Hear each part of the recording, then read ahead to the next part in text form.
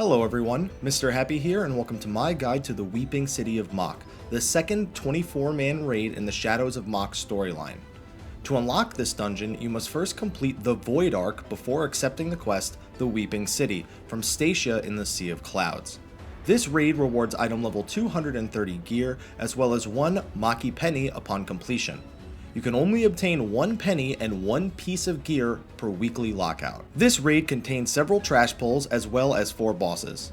To skip to a specific part of the raid, please use the annotations in the top left hand of the video. Upon entering the Weeping City, the group will have to kill several crocodile enemies, a few groups of bane mites, and spiders.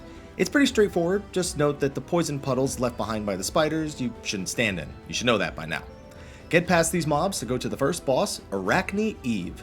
Arachne Eve is a fight that requires split focus from the raid group but is otherwise an easy fight. At the start of the fight, Arachne will simply use a tank buster and some AoEs you should avoid. If you're marked with a red marker, stand away from other players but near the edge of the arena. It'll drop a little webbing, which doesn't really matter at this point in the fight, but it will do damage over time to you if you stand in it. When she goes underground, get to the edge of the arena and be prepared to dodge the AoE donuts as they come out. When the glowing distance reticle appears, get far away from it. She'll also tether people together like the second boss of Void Arc, so be ready to free these players by running into the slime lines between them. At about 88%, Arachne will pull the raid group up on top of her web and begin casting Implosion over and over again. Be sure to avoid stepping on the more webbing-like ground as it slows and places a dot on you. You'll want to have 2 alliances up here, killing ads and body blocking the purple orbs as they float towards her. If a purple orb reaches the middle, it will give her a stacking damage buff, so you really want to avoid that. Upon killing a spitting spider, it will burn a temporary hole through the web, which allows players to return to the ground level. Assign 1 alliance to drop down and kill 3 Keynots to break the upper webbing. If you want, you can also send more DPS down there as well to kill the Keynots faster as the phase progresses. Once this is done, Arachne will lose about 18% of her health and drop down. At this point, she pretty much just repeats phase 1 with a few new attacks. One is a split damage AoE that people just need to stack up for. The other is Frond of Feared, which you need to look away from to avoid being feared. And the final new attack sees Arachne go underground and gradually try to suck people to the middle of the room before emerging for massive damage.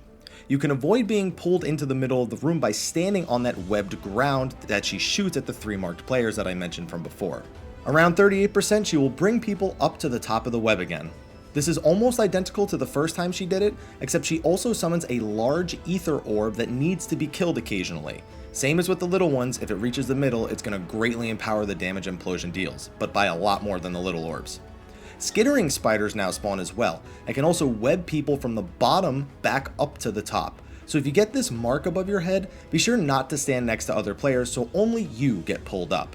Pretty much the same as the first time otherwise. After this, she will return to the arena and finish the fight normally. Let's move on. The second set of trash didn't seem to do anything too special. The Mhachi Ghost cast Dark 2 in a cone, and there were some annoying mage enemies, but that was about it. Clear through a couple of packs of enemies to reach the second boss. The second boss is Forgal, and this is where the fun starts. He has a lot of instant kill moves, so make sure to explain everything thoroughly to your raid group. In phase 1, Forgal will occasionally summon zombie ads that explode in a large AoE when they spawn. Avoid these AoEs for now, but for later you'll need to know that they apply a debuff called Gradual Zombification. If you get hit by just 1 green AoE, the debuff just acts as a warning, saying don't get hit by another one. If you do get hit by 2 green AoEs, or one after you've already been afflicted with Gradual Zombification, you will be charmed and begin attacking your allies. These green AoEs can also spawn on top of other players who have Gradual Zombification, or from green poison clouds, which will blow up far faster when the AoEs actually appear. Forgal also summons several small circle AoEs that players must stand in to reduce the damage of his punishing ray attack. This has happened in a lot of the 24-man raids, so it shouldn't be new to anybody. Brand of the Fallen simply requires all the marked players to stack up, which we usually just do behind the boss. If you don't share the damage amongst each other or just have more than one person hit by the attack, you will be turned into a frog, and he usually marks an entire alliance with this attack all at once. The final thing to watch out for in this first phase is Dark Flame, which causes several fire AoEs to spawn under anyone with a red marker over their head, and do this gradually for a few seconds. After some more zombie ads and explosions, the boss will enter his ad phase and summon a Succubus, a Dahak, and a Hagenti. The Succubus has Beguiling Mist, which somebody needs to stun or silence to prevent the entire raid from being terrified. The Dahak has a breath attack and a huge tail swipe, so don't ever let his back legs face the raid. The Hagenti has Mortal Ray, which will doom anyone looking at him when he casts it. Now, all you have to do to avoid Mortal Ray is look away from it, and while that doom will kill players after a few seconds, this doom can be cleansed. Warden's Pain, Leeches, Asuna, Selene, anything that cleanses debuffs will remove it. Your goal here is to kill these ads as quick as possible. Order doesn't matter, but I found killing the Hagenti while assigning someone to silence the mist is the best idea, saving the Dahak for last. The boss will also occasionally hit the raid with a weak Punishing Ray. After killing all of the ads, the fight gets a bit more hectic. The boss now has an attack called Mega Death. This attack will automatically kill any players not afflicted with either gradual zombification or zombie. So right as Mega Death starts casting, either stand near the green gas cloud so they'll explode, or inside of an already present green AoE.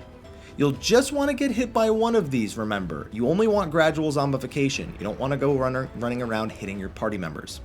He also casts Punishing Ray and Brand of the Fallen much more often in this phase, while occasionally using Evil Mist as a room-wide AoE. His final new attack is Hellwind, which reduces everyone's HP to 1%. You'll want to carefully time a heal for the main tank when this happens, or have your main tank use their death-defying cooldown, and quickly AoE heal everyone back up. At this point, he does Fallen Brand twice while charging up a Punishing Ray. Make sure people are ready to stand in those circles again to lower the Punishing Ray damage, and be ready to cover for someone if they are forced to do Brand of the Fallen. After this, the boss repeats his mechanics over and over and over again until he dies. Best of luck. The next trash pull requires a slight bit of coordination, so you should mark A and C in the two sections to the left and right of the middle platform.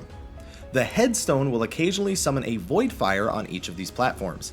We just have alliances A and C quickly go kill the Void Fire and any of the Parthenopes that spawn while you're there. Alliance B should have their tank on the headstone and should be chilling in the middle of the room. Mind you that failing to kill a Void Fire is not an instant kill, it does about 10k damage to the raid, and that these platforms do get sectioned off after a few seconds of the Void Fire spawning. When the headstone starts casting Flaring Epigraph, a red button players can step on will appear at the far ends of platforms A and C. Simply have a player run over and stand on the button until the middle platform shows a shield to guard against Flaring Epigraph. The players on the button should then run back to the middle where everyone's standing, or they're gonna die. Finish off the headstone and move on to our favorite boss, Ozma. Ozma rotates between one of three predictable patterns the raid will have to keep a close eye on. Keep in mind, you can fall off this platform, though doing so will just return you back up to the platform. Dead. In ball form, Ozma simply auto-attacks the highest threat target. He also marks multiple players with a meteor marker. You'll want to drop these meteors in any of the marked locations on this diagram. Ensure that no two meteors are dropped on top of each other. If they are dropped too close, they will explode for high damage and inflict determination down on the raid. As the fight progresses, he's gonna summon more and more of these meteors, up to 6 total in the later phase, so always be mindful of where you are dropping them. Be sure to be a safe distance away from the impact point as well to ensure you take little to no damage from them landing. These meteors also summon Singularity Fragments, which should be killed quickly. They auto-attack, but their dangerous thing is they're very powerful AoE spells. They can make quick work of you if they get to cast them. When transforming into cube form, Ozma will use a powerful donut-shaped AoE on the raid as soon as he finishes transforming, so get close to his hitbox on one of the 3 major platforms once you've identified he's going into cube form. He then summons several orbs that float around the donut section of the arena, clockwise. You'll have to have players intercepting these orbs before they simply detonate for large raid damage. Ozma will also auto-attack all 3 tanks simultaneously in this phase.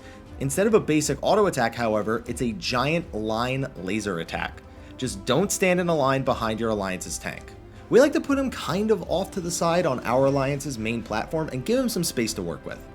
Ozma will also cast Holy in this phase, which has a slight knockback effect, so ensure not to be too close to the back edge of the arena. His final form is Pyramid Mode, and in this form, Ozma will hit all 3 large platforms with a powerful laser that inflicts mini, poison, and slow as soon as he's done transforming. Ensure to get off the large platform when you see him turning into the pyramid.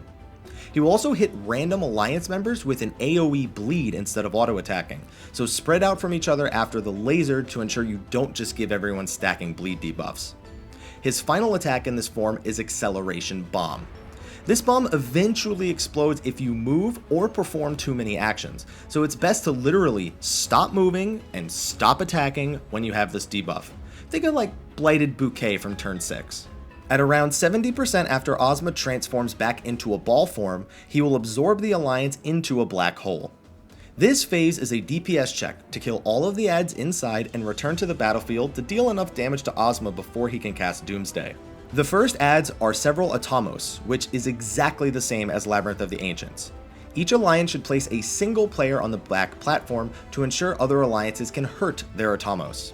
The rest of the alliance should focus down their Atomos and the adds that he summons. Once an Atomos and all the adds on a platform are dead, you can jump down to face Ozma Shade. Ozma Shade's Assimilation attack puts a debuff on any players facing him when he casts it. If a player continues to look at Ozma after being hit by Assimilation and gaining the debuff, they will be jailed after they get to 3 stacks. So just look away from him when he casts Assimilation, and if you don't look away from him after he casts it until the debuff wears off. He will also drop meteor markers on multiple players here, though you can usually defeat Ozma Shade and step into the portal he leaves behind before dealing with the impact of these meteors. Return to the battlefield and deal approximately 5% of Ozma's HP to interrupt his Doomsday cast. For the remainder of the fight, he will continue to alternate between his 3 forms while dropping a lot more meteors. He will also use the meteors outside of his orb form now, basically using them every time he transforms into either a cube or a pyramid after he does them the first time in his orb form. Since there are 6 of them now, really make sure you spread out. Look at this diagram. Look at it. Okay, defeat Ozma and let's move on to the final boss. The final boss of the raid is Calofisteri, who uses a number of hair-themed attacks. First of all, she occasionally turns one of her strands of hair into what resembles a giant axe. When she does this, it means her haircut AoE will target either half of the room, to her left or to her right, hitting extremely hard and afflicting anyone it hits with a bleed. She also auto-attacks in a giant cleave on that side of her body. So stay near the very back of her, and whenever she grows this giant axe out of her hair, go to the opposite side of her hitbox. That way you don't get hit by it. As for all of her other mechanics, they're pretty much just the extension mechanic. As the fight progresses, this attack will evolve and begin to summon more and more types of extensions. Early on, the extension mechanic just drops a purple trap on the ground. It's kind of hard to see through AoEs like Shadow Flare, but if you step on it, you'll be swallowed by an entanglement. The entanglements are easy to kill if someone is trapped, but if you just never step on the traps in the first place, it'll despawn eventually without ever having to deal with an entanglement.